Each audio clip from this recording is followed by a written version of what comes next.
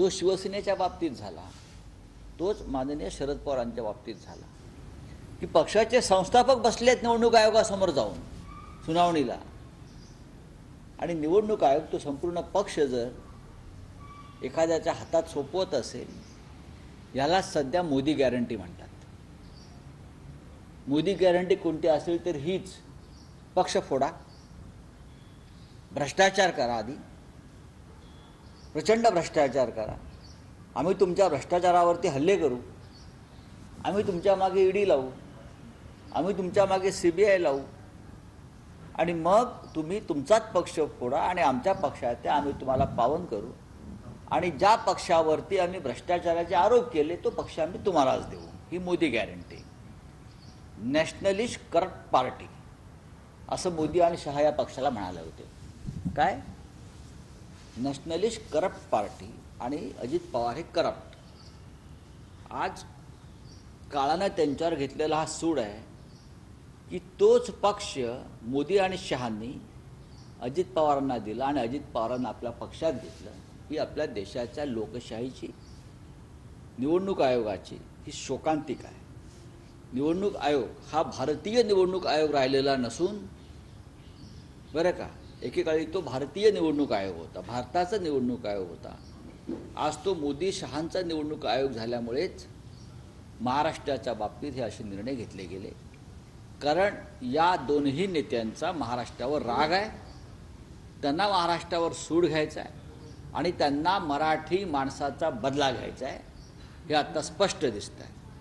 शिवसेना आणि राष्ट्रवादी काँग्रेस हे 100% शुद्ध हे मराठी अस्मिता जपणारे पक्ष होते. महाराष्ट्रावरती अन्यायाविरुद्ध आवाज उठवणारे पक्ष होते.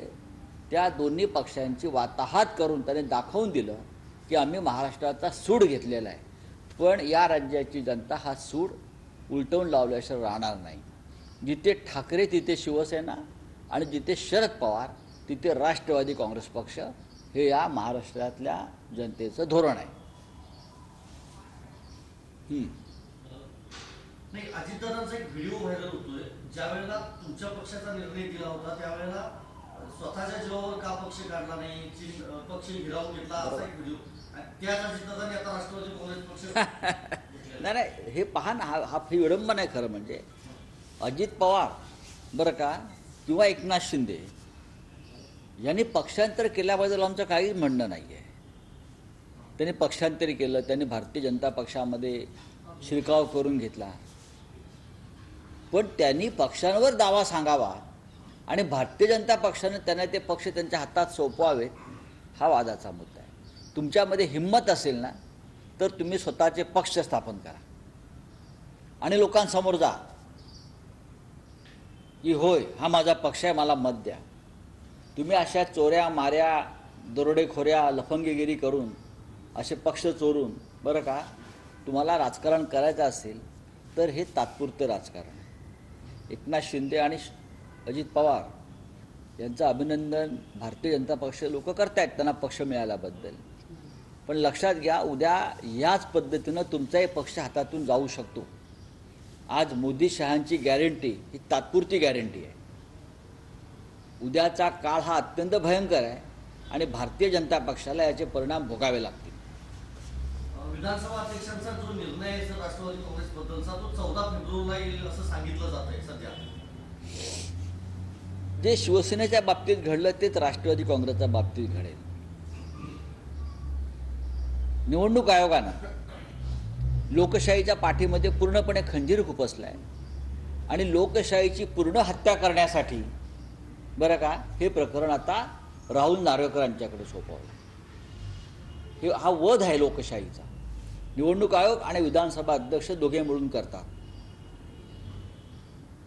आणि ही अत्यंत गंभीर गोष्ट आहे. तुम्ही पवार साहेबांना भेटले काल, होय, त्यांची काय प्रतिक्रिया होती या सगळ्या? ते अत्यंत संयमानं आणि खंबीरपणे उभे आहेत.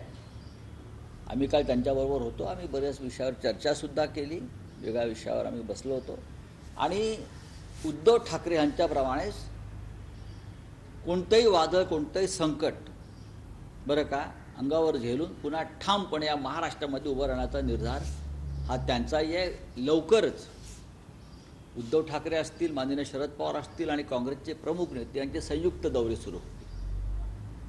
काल आम्ही त्या संदर्भात चर्चा केली. उद्धव साहेबांचा काय फोन वगैरे आला होता का पवार साहेबांना? काल माननीय उद्धवजींनी पवार साहेबांशी दूरध्वनीवरती सविस्तर चर्चा केली या सगळ्या बाबतीत. आणि आपले अनुभव जे आहेत या संदर्भातले, मग कायदेशीर बाबतीत असतील किंवा काही तांत्रिक असतील, ते त्यांच्याशी शेअर केले आणि दोघांनी बराच वेळ चर्चा केली. लोकसभा निवडणुकांची घोषणा कधी केली जाऊ शकते? यापूर्वी राज्यसभेचे माजी खासदार संभाजीराजे छत्रपतींना तुम्ही एक ऑफर दिली होती.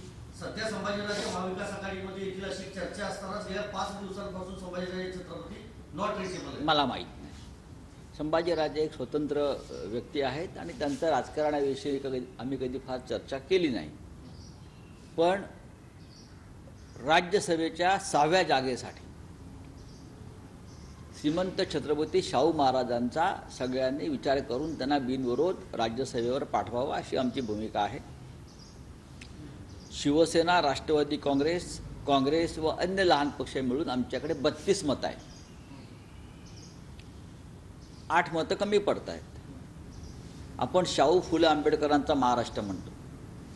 अशा वेळेला आपण ह्या वेळेला छत्रपती शाहू महाराजांना पाठवता येईल का राज्यसभेवर? आणि या विचारांचा जो वारसा आहे त्या वारशाला बळ देता येईल का, या संदर्भात आम्ही चर्चा करत आहोत. संभाजीराजे हे राजकारणामध्ये आहेत. त्यांनी एक पक्ष स्थापन केलेला आहे. पण गेले काही दिवस आमची त्यांच्याशी कोणत्याही प्रकारची चर्चा झालेली नाही. देवेंद्र फडणवीस यांनी आता एक वक्तव्य केले की लोकशाहीबद्दल जे ओरडत होते त्यांनीच आता लोकशाहीचा 2021ला मुद्दा पाडला होता आणि त्यामुळे म्हणजे काय असतं की लोकशाही काय असते. मग आता काय केलं आहे? निवडणूक आयोगाच्या हातामध्ये एक ते निवडणूक आयोगाच्या गळ्यामध्ये मोदी शहांचा पट्टा आहे गुलामीचा आणि हातामध्ये हत्यार आहे लोकशाहीचा खून करण्यासाठी. निवडणूक आयोग ही एक सुपारीबाज संस्था आहे. मोदी शहांच्या सुपाऱ्या घेऊन राजकीय पक्षात फूट पाडणाऱ्याने ते प्रोत्साहन देते आणि राजकीय पक्षांचे खून करते. अशा पद्धतीने निवडणूक आयोगाचं काम चालू आहे. फडणवीस यांनी जरा अभ्यास करावा. स्वतःचं काय चाललं ते त्यांनी पाहावं आधी पक्षाचं. मला त्यांच्याविषयी फार बोलायचं नाही. पण ज्या पद्धतीचं राजकारण देशात घडवलं जातं आहे ते देशाच्या संविधानिक संस्था, कायदा, राज्यव्यवस्था याला छेद देणार आहे एवढंच मी सांगू शकतो. आणि उद्या या देशामध्ये जर अराजक माजलं तर त्याची जबाबदारी डोळे मिटून दूध पिणाऱ्या फडणवीस यांच्यासारख्या शुद्ध नागरिकांवर जाईल. याच वृत्तीमुळे, फडणवीसांसारख्या वृत्तीमुळे किंवा मोदी शहांच्याच वृत्तीमुळे या देशावर कधी मोगलांनी राज्य केलं तर कधी ब्रिटिशांनी राज्य केलं होतं हे श्री फडणवीस यांनी विसरू नये. त्यांनी महाराष्ट्रात जे गुंडांचं राज्य चालू आहे ना त्याच्यावर गृहमंत्री म्हणून बोलावं. महाराष्ट्रामध्ये पूर्णपणे महाराष्ट्र गुंडांच्या ताब्यात गेला आहे. आज सकाळी मी आणखीन एक फोटो ट्विट केला, आपण पाहिलं आहे का?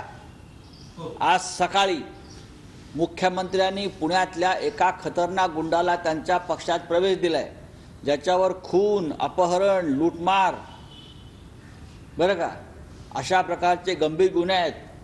पोलीस अधिकाऱ्यांनी परेड घेतली असाही दावा केलाय तुम्ही. काल घेतली परेड. हां.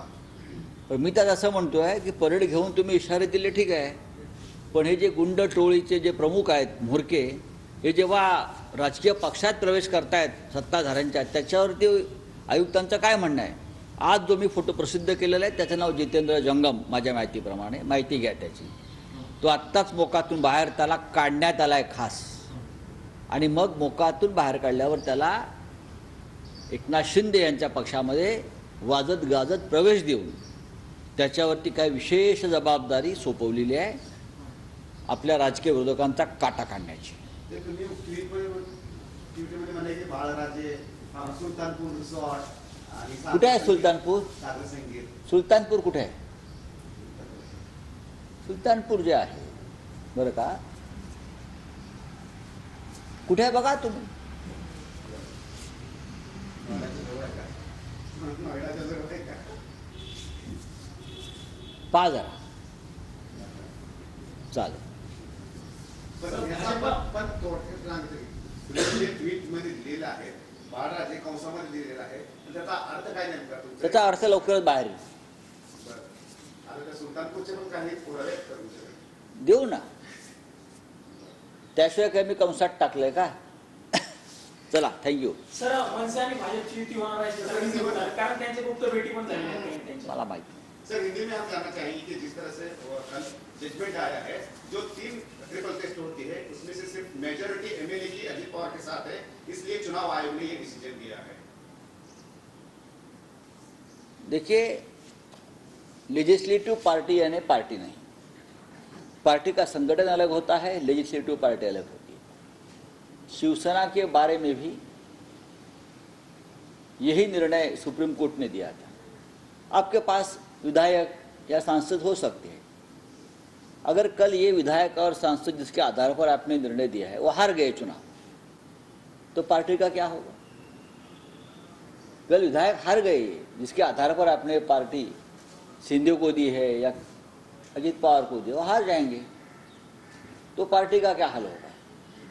तो पूरा निर्णय गलत है, एक तरफा है, लोकतंत्र और संविधान की हत्या करने वाला है. मैं इतना ही कह सकता हूँ. शरद पवार जो पार्टी के संस्थापक है, फाउंडर है, वो अभी भी है. इलेक्शन कमीशन के सामने जाकर बैठते थे. इलेक्शन कमीशन को देख रहे हैं कि ये पार्टी के फाउंडर है, फिर भी उनके सामने पार्टी अजित पवार को दी जाती है. यही मोदी गारंटी है. टूटती जा रही है रीजनल पार्टियां, पहले शिवसेना रीजनल पार्टी को तोड़ो, प्रादेशिक अस्मिता को तोड़ो, खत्म करो, और सिर्फ हमारी पार्टी रहेगी.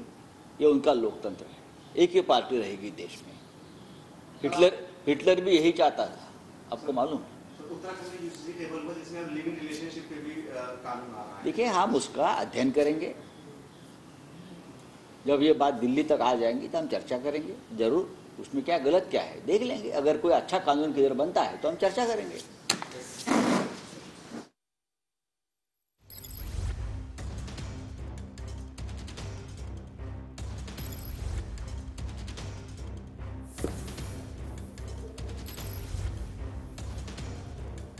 तर शाहू महाराजांना राज्यसभेवर पाठवता येईल का यावर आमची चर्चा सुरू असल्याचं संजय राऊत यांनी म्हटलेलं आहे. आमच्याकडे 32 मतं आहेत, आम्हाला 8 मतं कमी पडत आहेत असं देखील संजय राऊत यांनी म्हटलंय.